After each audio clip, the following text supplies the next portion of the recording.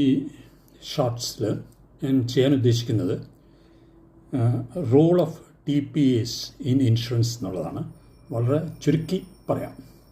ഡീറ്റെയിലായിട്ട് ഞാൻ YouTube version ഒരു ഒരു മണിക്കൂറിൻ്റെ വേറെ ഇടുന്നുണ്ട് TPAസിനെ പറ്റി. TPAയുടെ ഉദ്ദേശം എന്താണെന്ന് വെച്ച് കഴിഞ്ഞാൽ പ്രൊവൈഡിങ് ഹെൽത്ത് സർവീസസ് ആണ്.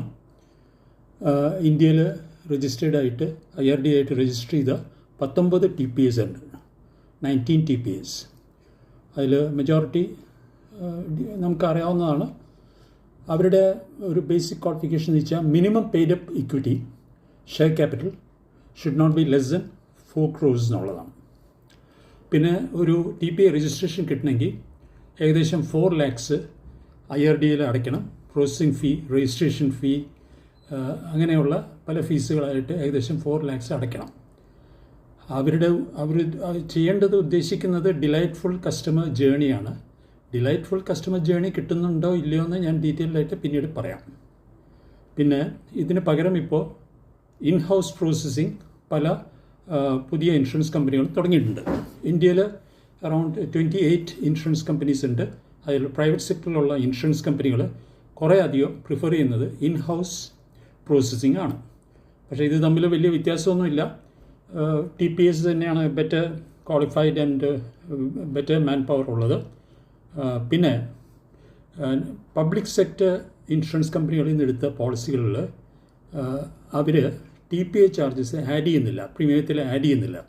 അതായത് സാധാരണ TPAക്ക് കൊടുക്കേണ്ടത് 6% ഓഫ് ക്ലെയിം എമൗണ്ടാണ് അവരുടെ കമ്മീഷൻ നോർമലി.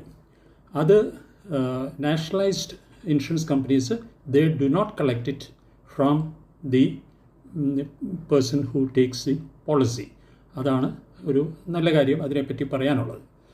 പിന്നെ സർവീസിനെ പറ്റിയുള്ളതൊക്കെ ഞാൻ ഡീറ്റെയിൽഡായിട്ട് വിശകലനം ചെയ്യുമ്പോൾ ഞാനത് പറയാം. ഏറ്റവും ഇമ്പോർട്ടൻ്റ് ആയിട്ടുള്ള ഏറ്റവും പബ്ലിക് സെക്ടറിൽ HITP ആണ് ഏറ്റവും വലിയ TPA. അതേസമയം പ്രൈവറ്റ് സെക്ടറിൽ മെഡിയസിസ് TPA ആണ് ഏറ്റവും വലിയ TPA. അതുകൂടാതെ HDFC ERGO, ICICI Lombard അങ്ങനെയൊക്കെ പല TPAs ഉണ്ട്.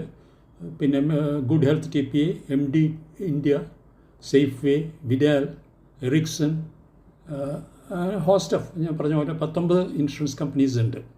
എല്ലാം കൂടി ഒറ്റയടിക്ക് വിശകലനം ചെയ്യാനായിട്ട് സമയമെടുക്കും. അവരുടെ ഇൻ ഹൗസ് പ്രോസസ്സിങ് എങ്ങനെയാണ് നടക്കുന്നത്, അതിൻ്റെ ഗുണവും ദോഷവും എല്ലാം ഞാൻ യൂട്യൂബിൽ ഡീറ്റെയിൽഡായിട്ട് ഞാൻ ഇടുന്നതാണ്. ഇതൊരു ഇൻട്രൊഡക്ടറി പാർട്ടായിട്ട് മാത്രം കരുതിയാൽ മതി. നമുക്കതിനെപ്പറ്റി പറയാനുണ്ട്. അതോടുകൂടി നിർത്തുന്നു. കുമാർ മേനോൻ, ഹെൽത്ത് ഇൻഷുറൻസിനെ